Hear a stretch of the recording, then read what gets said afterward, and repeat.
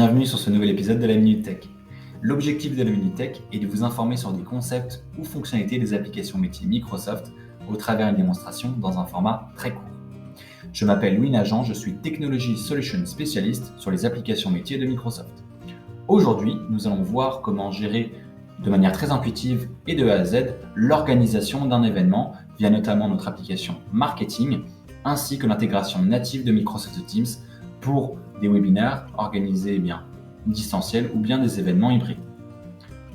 Au cours de cette démonstration, nous allons endosser le rôle d'un chargé événementiel qui va orchestrer l'organisation d'un événement lié à l'inauguration d'une nouvelle ligne de transport pour sa commune. Vous êtes prêts? Alors c'est parti. Je me trouve actuellement sur mon interface de création d'événements. Vous voyez ici que l'expérience est similaire à la création d'un autre enregistrement sur une autre application Dynamics 365, comme de la vente par exemple, lorsque je souhaite créer un contact ou bien une opportunité. Pour créer mon événement, je vais faire de la sorte. Je vais remplir toutes les informations liées à mon onglet général, ainsi qu'à mon onglet agenda. Nous allons pouvoir voir ensemble aussi la réservation de salles physiques, et enfin nous allons travailler sur le site web et formulaire. Vous allez voir que toute l'expérience va être extrêmement intuitive et facile à mettre en place. Sur l'onglet agenda et donc sur mon bloc de gauche, je vais avoir toutes les informations clés liées à mon événement, à savoir le nom de mon événement ainsi que le type d'événement, est-ce qu'il s'agit d'une conférence, d'une démonstration ou bien d'une formation. Sur le bloc central maintenant, je vais avoir toutes les informations liées à la planification de mon événement, à savoir le fuseau horaire de mon événement, si mon événement se tient à un fuseau horaire différent de mes organisateurs, cela peut être très pratique, la date de début de l'événement, la date de fin, ainsi que l'option d'activer ou non le fait que l'événement soit un événement récurrent ou non. Si j'active cette option par exemple, j'ai un volet qui va s'étendre et je vais pouvoir définir la périodicité de mon événement, ainsi que le modèle de répétition, s'il s'agit d'une répétition quotidienne, hebdomadaire ou bien mensuelle, ainsi que la plage de périodicité, à savoir surtout le nombre d'occurrences qui vont constituer la récurrence de mon événement. Le volet de droite, pour le coup, va permettre de gérer la diffusion en ligne ainsi que l'emplacement physique de votre événement. Concernant tout d'abord la diffusion en ligne, nous avons une intégration native avec Microsoft Teams.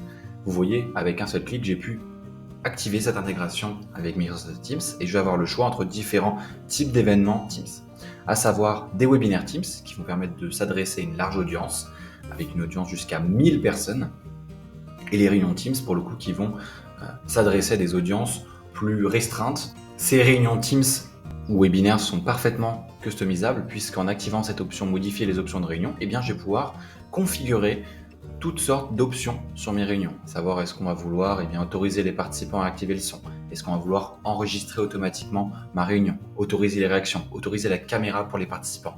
Un grand nombre d'options que je vais pouvoir activer ou désactiver en un seul clic sur mes différents webinaires et réunions Teams. Enfin, si je souhaite organiser un événement physique ou bien hybride, je ne serai pas en reste puisque j'ai la possibilité d'allouer un bâtiment à mon événement. Là ici par exemple, je vais choisir le centre de conférence de Paris et je vais avoir la capacité maximale de ce bâtiment qui va être automatiquement affilié à mon événement. Je peux bien entendu le modifier, pour pouvoir modifier cette capacité maximale et aussi mettre cet événement, ou du moins la liste de mes participants, en liste d'attente automatiquement. Si j'active cette option ici, je vais pouvoir définir la liste d'attente, c'est-à-dire que si la capacité maximale de mon événement est atteinte, les invités souhaitant participer à mon événement vont être automatiquement mis en liste d'attente et si des places se libèrent, ils seront bien entendu affiliés à la liste principale des participants. Procédons maintenant à la création de mon agenda. Vous voyez juste ici, en un coup d'œil, j'ai la vue sur les différentes sessions qui vont composer l'agenda de mon événement, à savoir 4 sessions, l'inauguration de ma nouvelle ligne, qui est ma session principale, une session de questions-réponses, une session de conclusion, ainsi qu'un déjeuner pour les participants présents physiques. Comment créer ces différentes sessions? En scrollant, je vais avoir une vue et pouvoir créer de nouvelles sessions. J'ai ici les 4 sessions que j'ai citées précédemment, et si je le souhaite, je vais pouvoir créer de nouvelles sessions qui seront affichées automatiquement sur la vue calendaire de mes différentes sessions. En allant plus bas, je vais avoir aussi une vue sur l'engagement de mes intervenants sur ces différentes sessions. Vous voyez ici, j'ai un engagement d'intervenants sur les 4 sessions que j'ai créées précédemment. Je vais pouvoir encore une fois créer un nouvel engagement d'intervenants. Et vous voyez qu'ici, il y a une distinction entre les intervenants internes, par exemple Elisabeth Leclerc, et Aurélien Lafont, qui est un intervenant externe auquel j'ai associé un cours.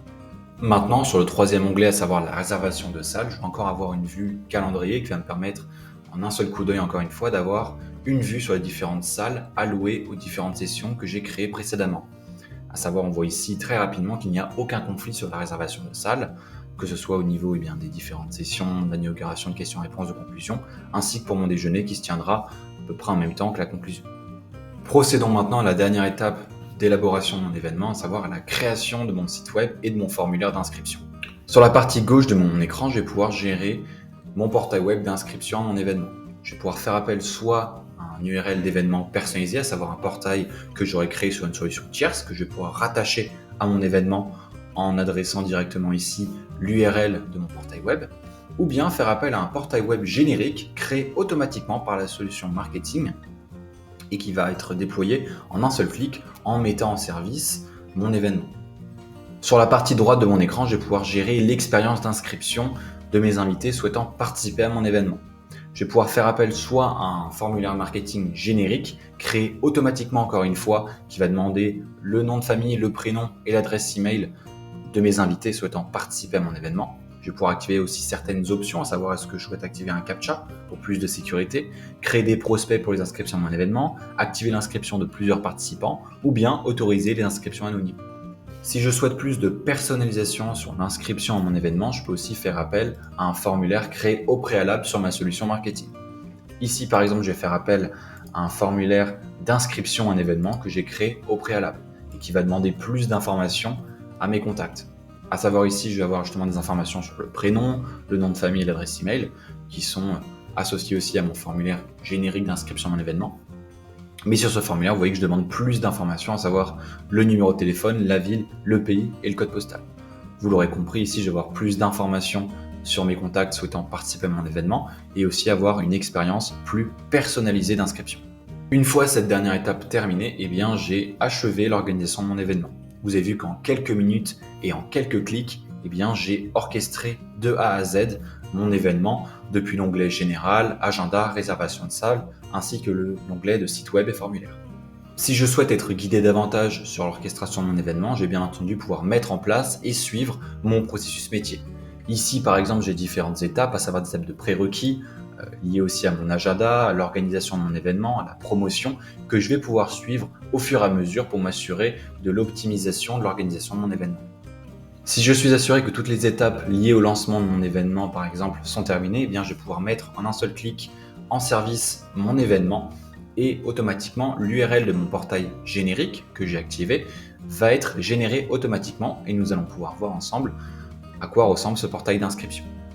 Mon événement est maintenant mis en service. Cela ne veut pas dire cependant que je ne peux pas effectuer des modifications sur les éléments que nous avons configurés ensemble.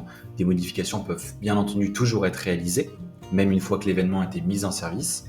Je vous propose maintenant d'avoir une vue sur le portail web qui va regrouper tous les éléments que nous avons configurés ensemble depuis le début de cette démonstration.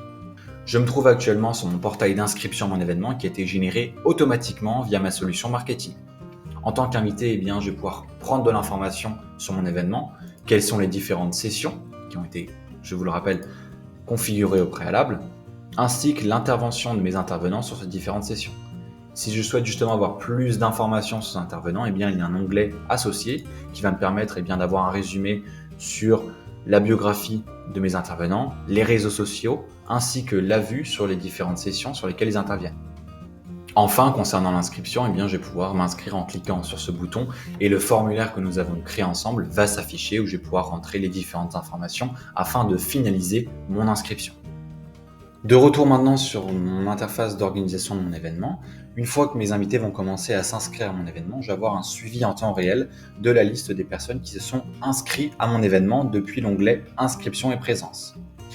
Une fois mon événement par exemple terminé, je vais aussi avoir une vue sur les personnes qui ont participé à mon événement. Ici par exemple j'en ai 3, Alain, Louis ainsi qu'Armand. Cette démonstration est maintenant terminée. Nous avons vu ensemble comment organiser un événement de A à Z de manière extrêmement simple et intuitive grâce à Dynamics 365 Marketing ainsi que Microsoft Teams. Si vous avez la moindre question, n'hésitez pas à nous le faire savoir dans l'espace commentaire de la vidéo. Et enfin, si vous souhaitez en savoir davantage sur les applications métiers de Microsoft, je vous invite à regarder les autres vidéos de la Minute Tech. Je vous souhaite une excellente journée et vous dis à très bientôt pour le prochain épisode de la Minute Tech. Au revoir.